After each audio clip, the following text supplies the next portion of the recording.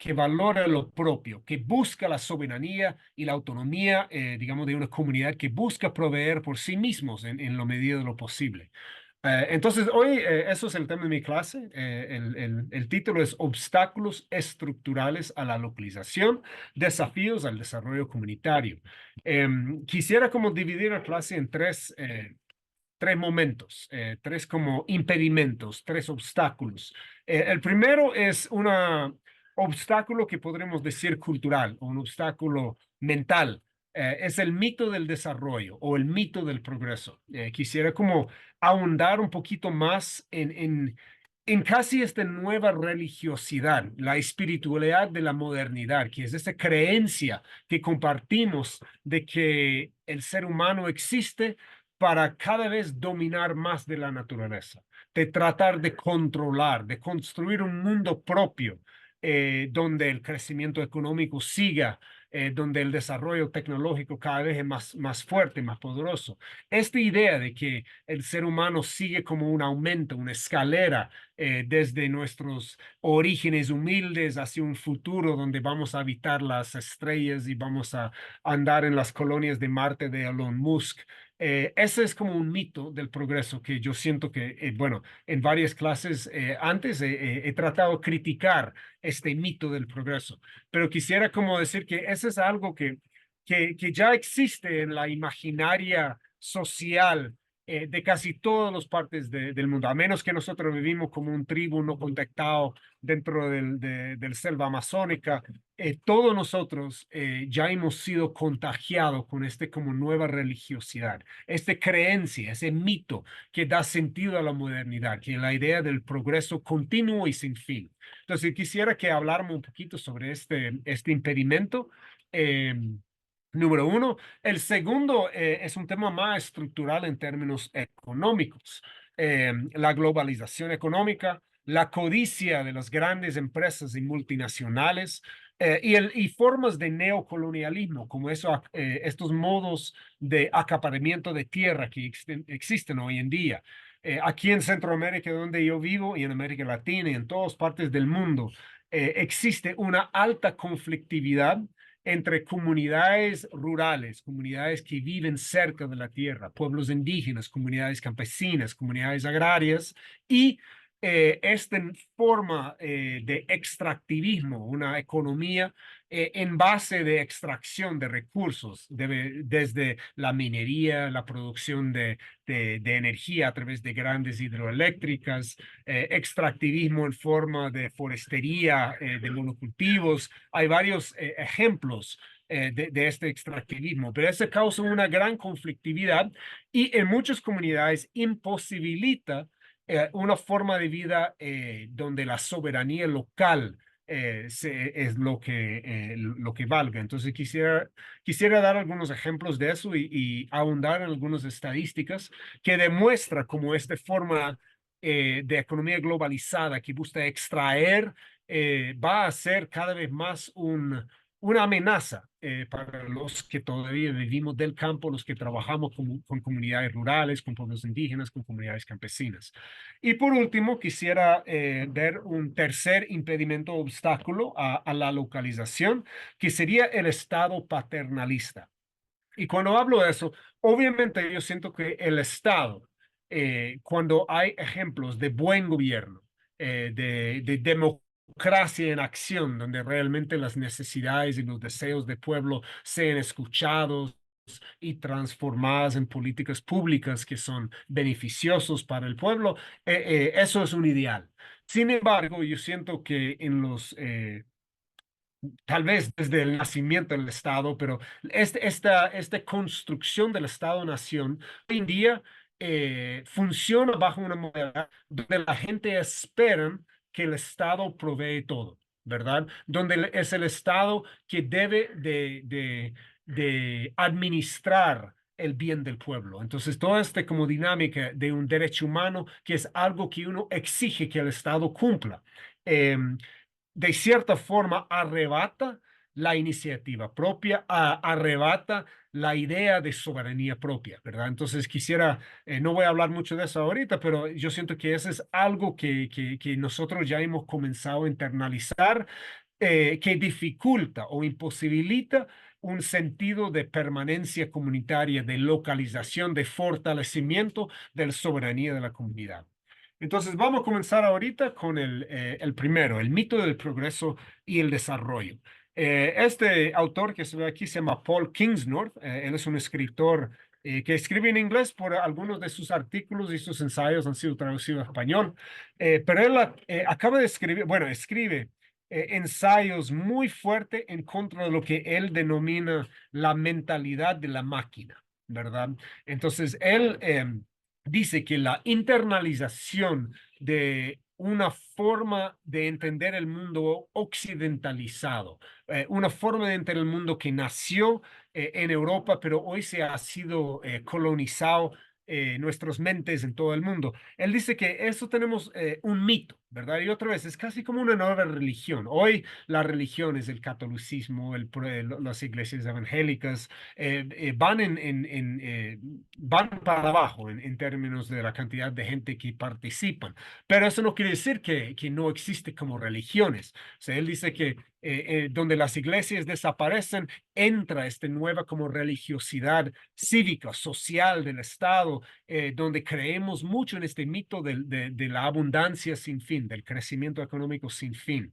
Eso es de un ensayo reciente de Kingsnorth. Él dice, es posible. Bueno, este mito del progreso humano sin fin dice lo siguiente, dice que afirma que es posible mediante el ingenio humano crear una utopía, ¿verdad? De nuestra propia construcción aquí en la Tierra. Tenemos una historia que nos dice que los seres humanos empezamos como salvajes ignorantes y avanzamos a través de un serje de pasos progresivos, en los que en cada punto nosotros nos volvemos más listos, más ricos, más acaudalados, más inteligentes. Desarrollamos tecnologías que nos permiten vivir más tiempo, que aprendemos más. Al final, probablemente acabaremos abandonado este planeta y colonizando las estrellas o viviendo para siempre o descargando nuestros cerebros en chips de silicio. Es una especie de rapto tecnológico que ve el tiempo de forma lineal en lugar de cíclica, de una serie interminable de pasos, cada uno de los cuales mejora las cosas en el sentido material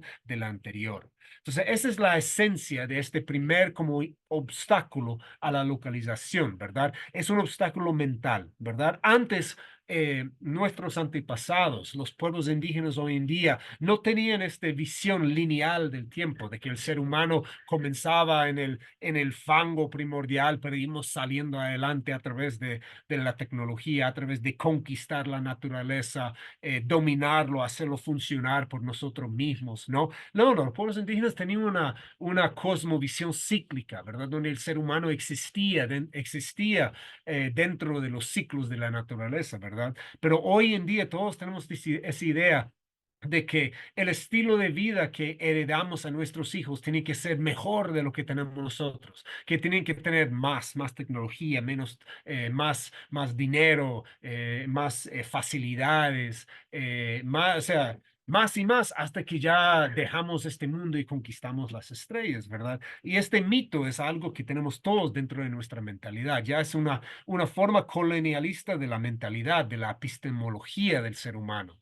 Em, Sin embargo, este mito del progreso, este mito del desarrollo sin fin, eh, es vacío en el sentido de que no toma en cuenta, no hace buena matemática sobre cuál es lo que ganamos, ¿verdad? Entonces, sin embargo, nuestra definición del desarrollo del progreso, suele verse perjudicado en su búsqueda. Los efectos secundarios, que también podemos llamar externalidades, que es una palabra que usan los economistas, se producen en una compleja cascada que a menudo distribuye los daños en el tiempo y en el espacio.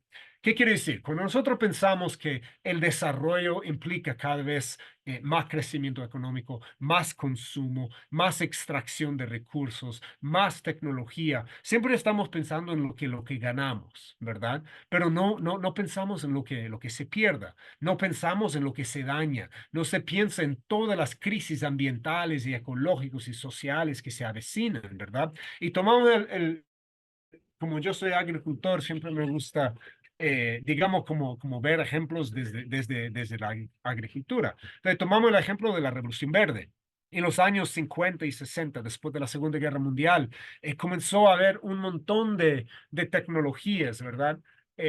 Digamos, que fueron usados en la guerra y que eran como adaptados al campo. Y de repente la gente se dieron cuenta que a través de la innovación tecnológica, del estudio de la genética de las plantas, con la fuerza de la energía combustible, del petróleo, del gas, de repente el ser humano podría aumentar drásticamente la productividad del campo, ¿verdad? A través de cambiar la genética de la planta, de usar abono químico fabricado en los laboratorios, de usar agroquímicos para matar a los bichitos, los insectos y las plagas. De repente, la agricultura era más fácil. Las cosechas eran mucho mayores, ¿no? Y comenzamos a tener una gran cantidad de aumento en la cantidad de comida que producíamos, ¿verdad?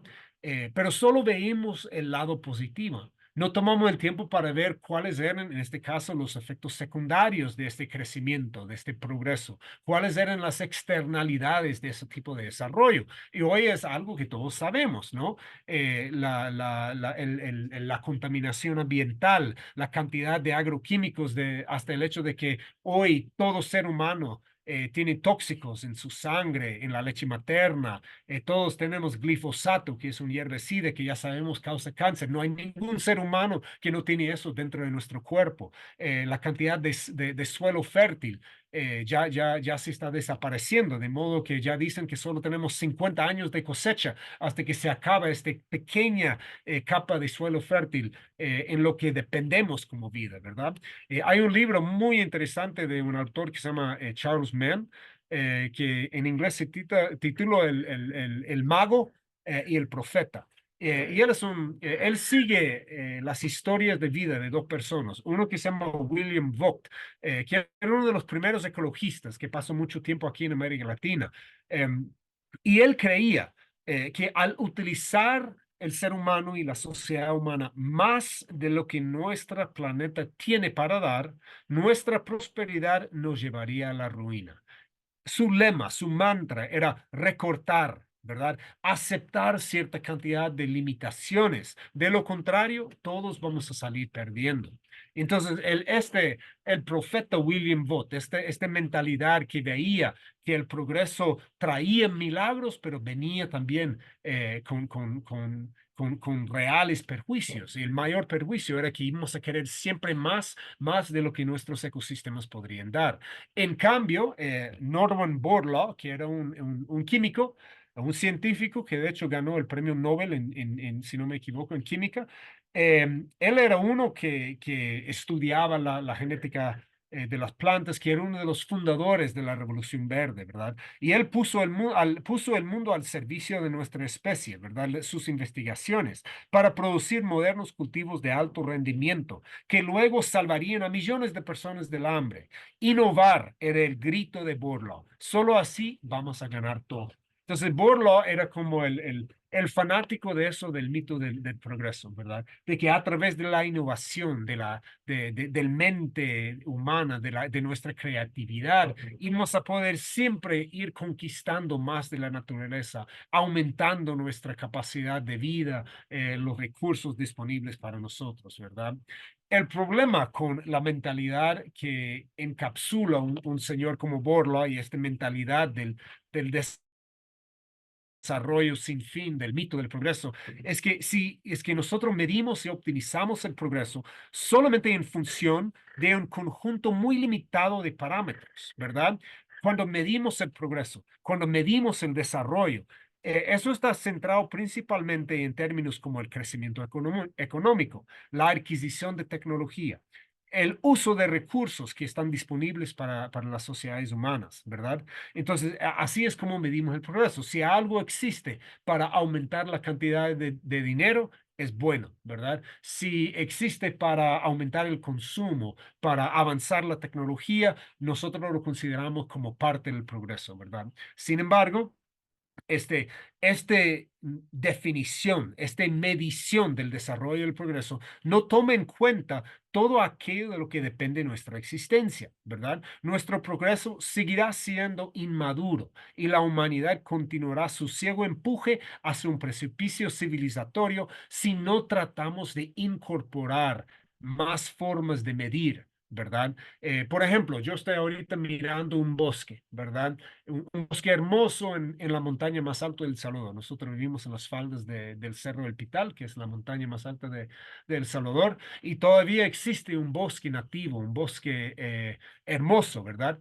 Em, pero desde la mentalidad de, digamos, del desarrollo, del mito del progreso, solamente tiene valor este bosque si lo podemos convertir en algo para el uso del ser humano, ¿verdad? Y este uso lo medimos solamente en términos económicos, ¿verdad? Si podemos botar el bosque para, digamos, para vender, para aumentar el capital, para aumentar la economía, para hacer crecer la economía, ¿verdad? Pero no tomamos en cuenta todos los diferentes servicios ecológicos y ambientales que este bosque provee, ¿verdad? Nosotros estamos en la parte más alta de la cuenca del río Lemba, que es el río más importante de este país, ¿verdad? Aquí es donde nacen la mayor parte de los ríos, de los nacimientos que alimenta este río, que después alimenta a la población de San Salvador y de otras zonas urbanas, ¿verdad?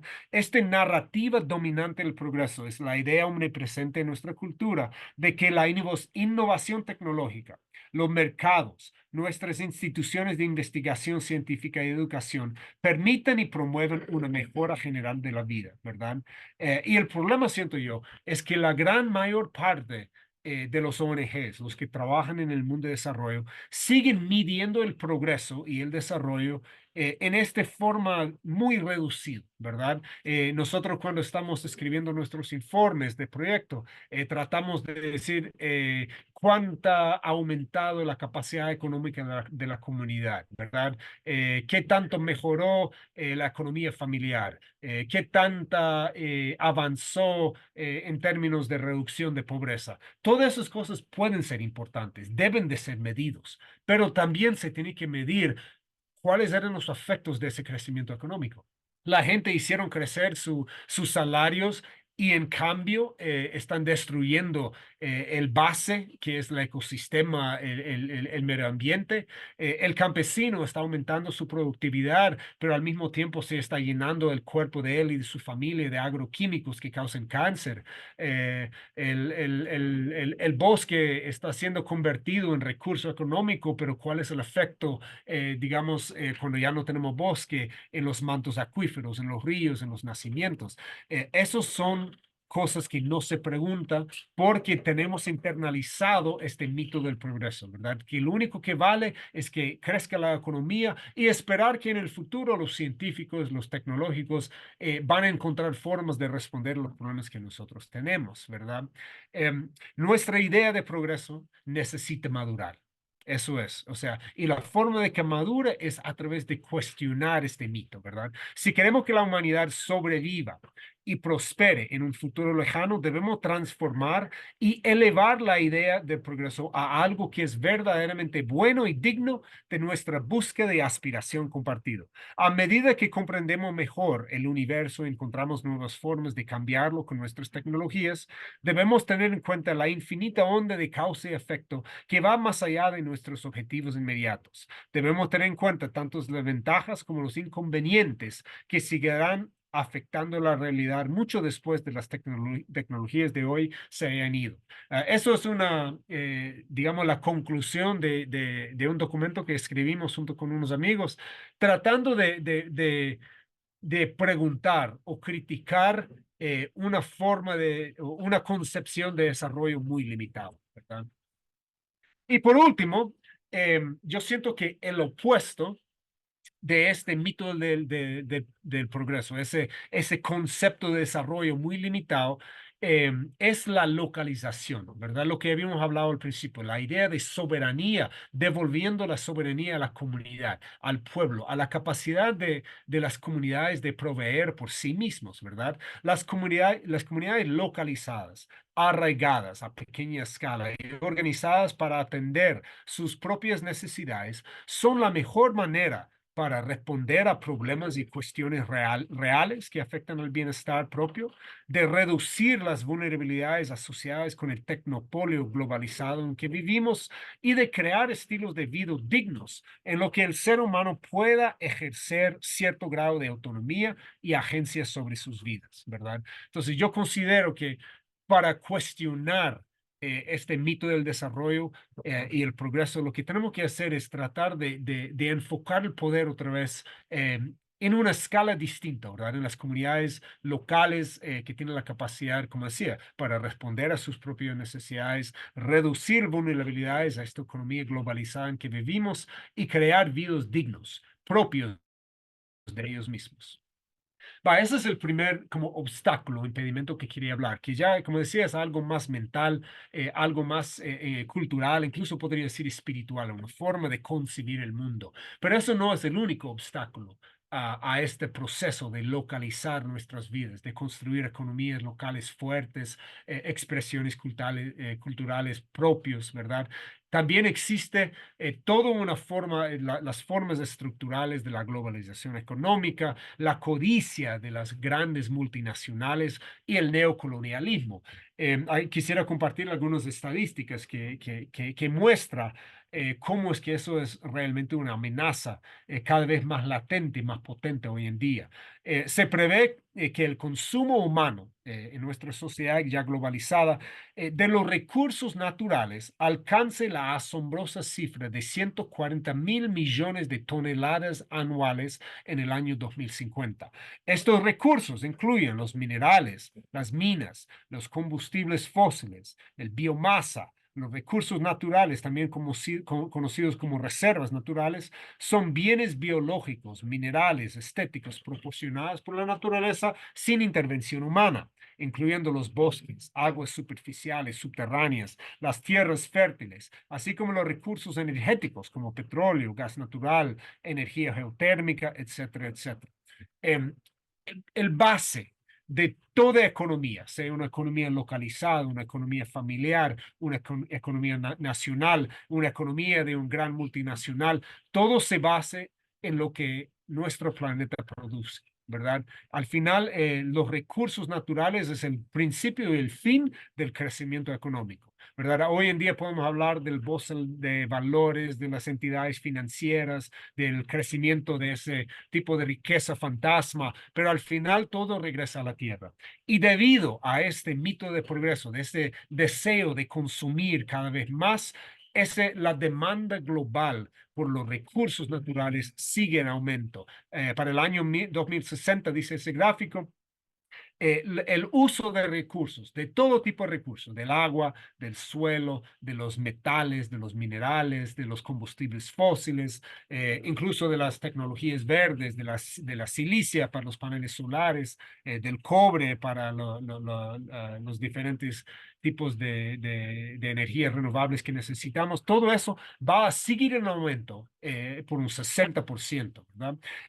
Las Naciones Unidas acaba de publicar un informe que se llamaba Perspectiva de Recursos Mundiales para el año 2024 y su mensaje es claro: estamos consumiendo más recursos de lo que la Tierra puede proporcionar de forma sostenible y la demanda para los recursos de la Tierra sigue en aumento. Según la Global Footprint Network, la humanidad consume recursos naturales como alimentos, agua, tierra, metales, etcétera, a un ritmo de 1.7 veces más rápido de lo que el mismo planeta puede regenerarse.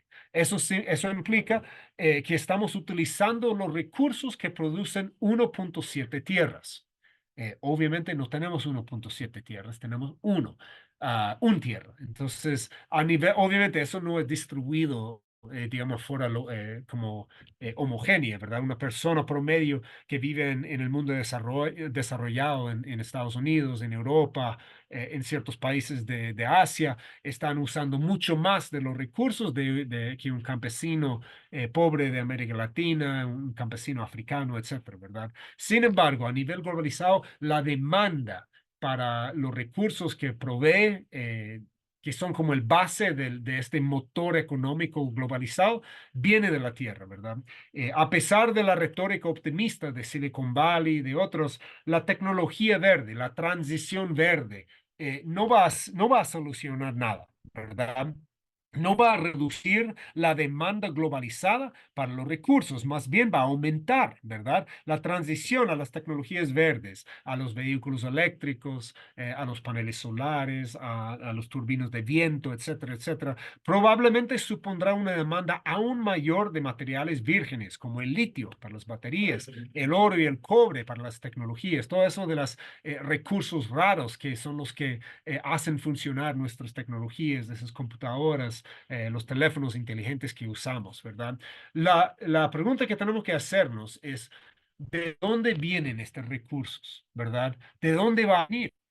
Y obviamente, o sea, vienen de algún lugar. Entonces, lo que ya estamos viendo en América del Sur, ya hay una gran demanda para el litio, que es uno de los recursos más necesarios para la transición verde, se habla. Y ya hay un montón de campesinos de pueblos, del pueblo mapuche, que es un pueblo indígena de Sudamérica, que están siendo invadidos sus tierras. En la Amazonía, pueblos no contactados, pueblos indígenas no contactados, están ya entrando en choque directo con empresas petroleras, con empresas foresteras, gente que necesitan seguir como la demanda global para los recursos sigue en aumento, pues las empresas de extracción, las empresas mineras, las empresas petroleras, siguen en búsqueda, ¿verdad? Y usualmente los lugares donde van a encontrar estos recursos son los pocos como bolsillos de biodiversidad que siguen existiendo. Y esos bolsos de biodiversidad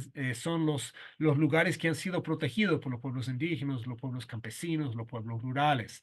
La cantidad de conflicto, o la tasa de conflictividad, digamos, entre esta mentalidad extractivista, ¿verdad? Que es lo que permite el aumento del crecimiento económico, sigue en aumento, ¿verdad? En América Latina es uno de los lugares más peligrosos en el mundo para intentar defender el medio ambiente, para tratar de enfrentar estos modelos de extracción que son el motor de la economía globalizada. Entonces uno tiene que pensar, si seguimos demandando más, cada vez va a ser más difícil para un pueblo campesino vivir bien, mantener soberanía, producir por sí mismos, porque existe cada vez más codicia de las multinacionales, codicia de los países ricos por los recursos que ellos tienen. Una forma nueva de un neocolonialismo que existe hoy en día es esta forma de acaparamiento de tierra, ¿verdad? Hay estadísticas realmente que son preocupantes. Los inversores, bueno, el modelo de acaparamiento de tierra en África, hoy en la mañana hablamos en África porque varios estudiantes son de África y dicen que no, ya hemos tenido problemas con los chinos, ¿verdad? Y el gobierno chino se da cuenta que su población va a un aumento. Mucha gente china están aumentando sus ingresos, están entrando en la clase media, que implica que quieren más consumo de carne, quieren más consumo de energía, y China sabe que no tiene, aunque son un país enorme, no tienen, digamos, el base de recursos propios dentro de sus límites geográficos para proveer para 1.000 millones de chinos, 2.000 millones de chinos que quieren consumir como un estadounidense. Entonces el gobierno chino ya ha estado comenzando a comprar enormes cantidades de tierra en África, en otros países de Asia, con la idea de que ellos van a producir, o sea, van a mandar sus empresas multinacionales para producir formas de energía, producir alimento para los chinos. Y los africanos que viven allá, los campesinos africanos están viendo que el base más importante para ellos, que es la tierra en sí, les está siendo quitado, está siendo robado, ¿verdad? Desde el año 2000, los inversores extranjeros han adquirido más que 26 millones de hectáreas de tierra en todo el mundo para la agricultura, ¿verdad? Y eso no es para potenciar la agricultura, eso es forma de acaparamiento, de inversión, no es para apoyar la producción local, para ayudar al campesino local, eso es una forma de agroindustria para producción de comida para la exportación al país, ¿verdad? En este caso de los chinos invirtiendo para el consumo chino o un europeo que compra tierra en Amazonía para aumentar la cantidad de carne que está disponible para el mercado europeo, ¿verdad? En África representa el 42% de los acuerdos o 10 millones de hectáreas de tierra. Un estudio sobre el impacto económico de acaparamientos de tierra en los medios de vida rurales estima que la pérdida total de ingresos para las comunidades locales es más que 34.000 millones de dólares, ¿verdad? Un pueblo campesino aquí en Centroamérica que de repente llega una transnacional que comienza a comprar grandes cantidades de tierra y ya la gente no puede alquilar la tierra, arrendar la tierra, comprar la tierra por sí mismo, ya se encuentra incapaz de proveer por sí mismo. Entonces, si nosotros consideramos que el desarrollo comunitario auténtico, genuino, depende de la capacidad de la gente de proveer por sí mismos, ¿verdad? De la capacidad de la gente de mantener su soberanía, entonces uno tiene que entender de que este modelo casi neocolonialista de extraer de tierras, de inversores extranjeros llegar y acaparar tierras, es una amenaza estructural real que va a seguir en aumento, ¿verdad? Algo que uno tiene que tomar en cuenta. Entonces, el conjunto del aumento de la demanda de materias primas, la demanda por más energía, el acaparamiento de tierras por parte de las empresas para garantizar un base territorial para futuro crisis y la creciente especulación con la tierra como un activo financiero. Todas esas cosas se combinan para extraer el recurso más valioso para los medios de vida localizados de los pueblos, la propia tierra, ¿verdad? Entonces, sea una mina, una mega hidroeléctrica, un proyecto de agroindustria, el monocultivo de la caña de azúcar, que es algo muy fuerte en esta parte, o incluso otros estilos de especulación, el mercado turista, aquí en El Salvador, donde yo vivo. Eso es un gran amenaza hoy en día, especialmente para los pueblos pesqueros que viven en la costa, gente que han vivido siempre de la pesca, que de repente hoy quieren llegar la cadena Barceló y otras estrellas de otra industria hotelera de 5 estrellas y los gringos y los europeos ya todos quieren su beach house en la playa y de repente ya no pueden seguir viviendo. El gobierno trata de quitar las tierras para invertir en esta industria hotelera, esta industria del turismo. Todos esos como modelos, otra vez, de extractivismo, del desarrollo que solo considera el crecimiento económico como el único bien, es una amenaza real, es un obstáculo para los pueblos que quieren vivir de forma autónoma, de forma soberana, ¿verdad? Y el último obstáculo que quisiera hablar es lo que hablaba yo, el Estado paternalista. Iván Illich, que es un autor, bueno, era austriaco, pero pasó mucho tiempo aquí en América Latina, habló muy fuerte de eso. Él decía que la pérdida de la autogobernanza, que es la gobernanza propia, la soberanía, la capacidad del ser humano, del individuo, la familia y la comunidad arraigada de autogobernarse, de proveerse por sí mismos, la pérdida de esta autogobernanza, la pérdida de la coherencia comunitaria, de las tradiciones localizadas que creaban respuestas particulares a las necesidades de cada pueblo en cada lugar, ha sido sustituido por una homogeneización casi universal del deseo, administrado por profesionales, instituciones y el Estado. Illich decía que las observaciones del efecto enfermizo de los entornos programados muestran que las personas que viven en ellos se vuelven indolentes, impotentes, narcisistas y apolíticos. Y esta parte es importante aquí. El proceso político se rompe porque las personas dejan de ser capaces de gobernarse a sí mismos. Exigen ser gestionadas o administradas por el Estado, ¿verdad? Entonces, cuando nosotros asumimos que la única forma de progresar, de salir adelante es a través de más crecimiento económico. Entonces, lo que tenemos que hacer es abandonar las tradiciones propios, digamos que eran lugar, que eran tradiciones humildes, ¿verdad? Que permitían una forma de vida buena, pero no acaudalada, ¿verdad? No una forma de vida como de lujo, ¿verdad? Entonces, de repente uno dice, necesitamos que el Estado invierta, necesitamos que el Estado provee por nuestras necesidades, necesitamos entregar, digamos, nuestra vida económica al Estado, a la multinacional, a la ONG, y perdemos nuestras tradiciones, nuestras capacidades de proveer para nosotros mismos, nuestra capacidad para autogobernarnos, ¿verdad? Y ojalá que entendamos esta diferencia, porque cuando el pueblo, cuando una comunidad local y arraigada pierde la capacidad de autogobernarse, de proveer por sí mismos, de cultivar su propia comida, de buscar sus propias fuentes de energía, de administrar su propia agua. Cuando pierde este autogobierno, entonces entra el Estado paternalista que obliga a la gente a ser administrada, gestionada por el aparato del Estado, ¿verdad?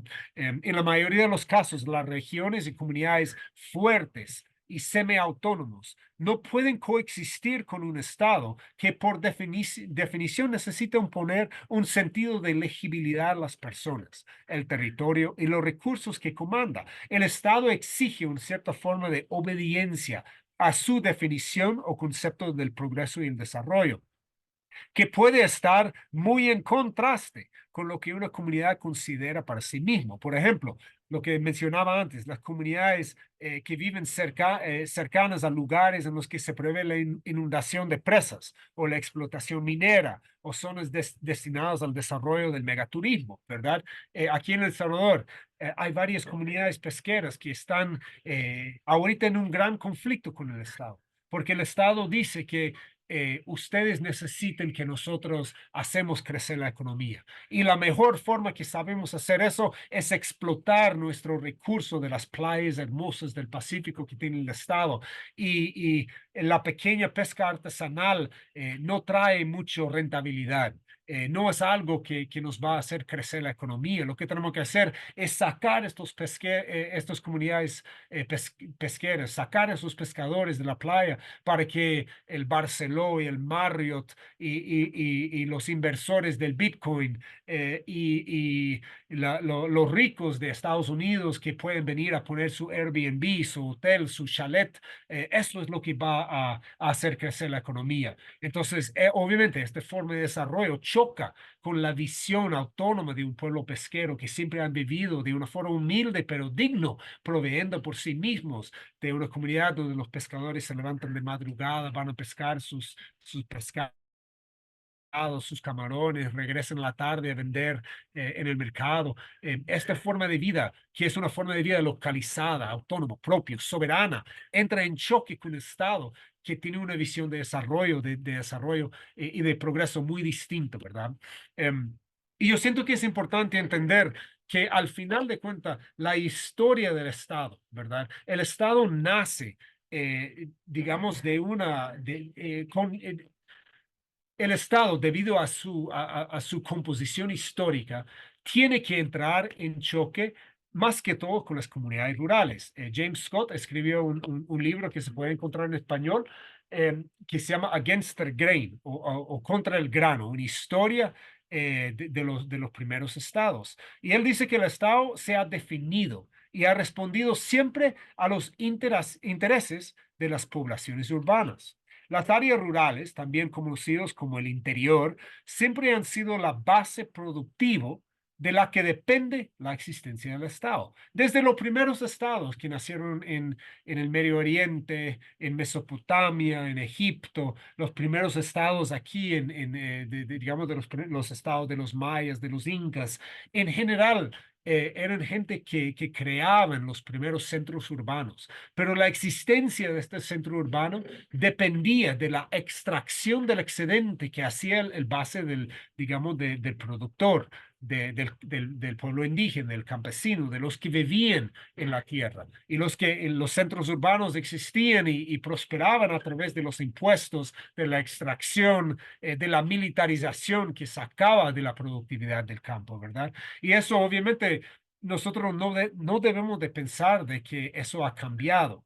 Este modelo de un Estado que provee o que existe para defender los intereses de lo urbano en contra de lo rural, sigue siendo hoy en día, ¿verdad? Todos estos proyectos neocolonialistas, de donde un Estado invita una empresa minera para venir a extraer oro, y no importa que contamine el agua, contamine el suelo del pueblo campesino, porque eso va a hacer aumentar las arcas del Estado. Obviamente este modelo sigue, digamos, existiendo. El camino hacia medios de vida rurales, localizados, soberanos, muchas veces desafía directamente este concepto del Estado y de lo que existe para defender. Entonces, no debemos de ser ingenuos en pensar que el Estado siempre va a ser un recurso, un aliado, digamos, para el desarrollo. Muchas veces, si entendemos el desarrollo como el empoderamiento de la soberanía de los pueblos, como la capacidad de un pueblo para adueñarse de su territorio, de sus recursos, tenemos que ver que muchas veces el Estado y sus intereses van a ser en directo contraste, en competición, en choque con esos tipos de valores, ¿verdad? Em, Solo dos ejemplos. Como yo decía, yo vivía 5 años con el pueblo Ixil, que es un pueblo indígena en el altiplano de Guatemala, y es una zona hermoso, con las montañas, con bosque, y es un lugar la mayor cantidad de ríos en todo Guatemala, tal vez en todo Centroamérica. Y estos ríos nacen de las montañas, de los bosques que este pueblo siempre ha mantenido. Y la gente usa los ríos, lo usan para riego, lo usan para pescar. Pero hace como unos 15 años el Estado de Guatemala, debido a la presión de diferentes organismos internacionales, comenzaban con este proceso de descarbonizar el sector energético. Y decían que ustedes tienen que comenzar a crear fuentes de energía renovable. Y el Estado veía, bueno, ¿cómo podemos hacer eso? Y vieron todos esos grandes recursos de los ríos que existían en el territorio Ixil. Y el Estado llegó y ellos crearon un perfil donde iban a crear 19 hidroeléctricas en el territorio Ixil. La idea era tapar todos los ríos y poner una hidroeléctrica cada pocos metros, ¿verdad? Para tratar de generar energía renovable, ¿verdad? Obviamente, el pueblo Ixil no iba a ser beneficiario de esta energía. Esta energía iba a exportar a las zonas urbanas donde hay más consumo energético y se creó una gran conflictividad, ¿verdad? Al final, el Estado guatemalteco, junto con los multinacionales energéticos que invitaron, lograron construir 4 hidroeléctricas. Y la gente se dieron cuenta de que eso no era ningún beneficio. Lo que hicieron era, la gente perdieron una gran cantidad de tierra de lo que fue inundada, había una gran conflictividad social y al final la gente se pusieron de pueblo y dijeron ya no más. Y de los 19 hidroeléctricos que iban a hacer, solo 4 lo lograron hacer porque la gente se dieron cuenta que eso no era una forma de desarrollo que traía nada para el pueblo, ¿no? Más bien atentaba contra las ideas digamos, de autonomía propia de la gente. Otro ejemplo es el turismo de Bitcoin aquí en El Salvador, en el oriente del país. Especialmente en la costa. Ahorita el Estado está en proceso de tratar de crear una nueva forma, lo que ellos llaman el Bitcoin City, que va a ser un espacio donde va a invitar a personas que creen en las criptomonedas para llegar a El Salvador, para crear su pequeña como isla de riqueza de criptomonedas. Y están construyendo un nuevo aeropuerto en el oriente del país, están privatizando la costa, pero todavía existen estos pueblos pesqueros y están en lucha, están tratando de resistir esta imposición de una forma de desarrollo que ellos sienten que no tiene nada de ofrecerles a ellos, ¿verdad? Es una forma de hacer crecer la economía, de hacer crecer, digamos, el bien para el gobierno, pero en detrimento, en obstáculo de sus formas de vida tradicionales. Quisiera, para dejar tiempo para pregunta y respuesta, solo voy a terminar con eso.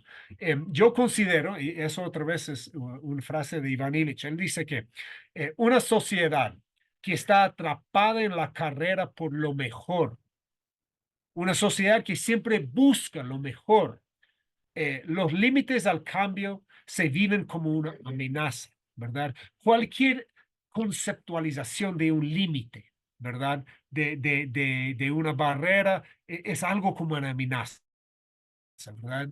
El compromiso con lo mejor de siempre buscar lo mejor a cualquier precio hace imposible lo bueno a cualquier precio. Entonces yo quisiera que pensáramos un rato en esta diferencia entre lo mejor y lo bueno, ¿verdad? Obviamente aquí en América Latina tenemos toda esta riqueza de contribuciones de los pueblos indígenas que nos hablan del buen vivir, ¿verdad? Y la idea del buen vivir no se basa en la idea de más, ¿verdad? En la idea de lo mejor, en la idea de siempre conquistar más, de tener más, de aspirar a tener más, ¿verdad?